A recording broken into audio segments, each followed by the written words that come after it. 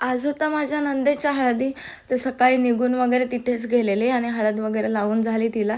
त्याच्यानंतर ना तिथे शेतात मी फोटोशूट करत होते तेव्हा या चिंचा घेऊन आल्या आणि तुम्हाला माहिती आहे आता चिंचांचं सीझन झालं आहे. तर झाडावरच्या तोडून त्या विकायला आलेल्या, तर वजन वगैरे करत होत्या.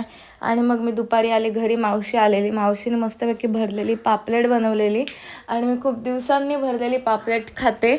मला कधीपासून खायची इच्छा होती. सो फायनली खूप टेस्टी झालेले आणि मस्त झालेले. त्याच्यानंतर संध्याकाळी ते बोलले की चल आपण बीचवर जाऊ, कारण प्रियलला पाण्यात वगैरे जायचं होतं. तर विचार केला जाऊया आणि मी चुडा भरलेलाच आहे, कारण माझा नवरा बोलला की काढू नकोस, मस्त वाटतं एकदम जीन्सवर वगैरे. सो त्याला असं बांगड्या वगैरे जास्त भरलेल्या आवडतात. तर मस्तपैकी बीचवर गेलो, सनसेट वगैरे एन्जॉय केला, फोटोशूट केलं, 2-3 व्हिडिओ शूट केल्या. त्याच्यानंतर मग आम्ही बसलो गाडीमध्ये, कारण प्रियाला बसायचं होतं गाडीत.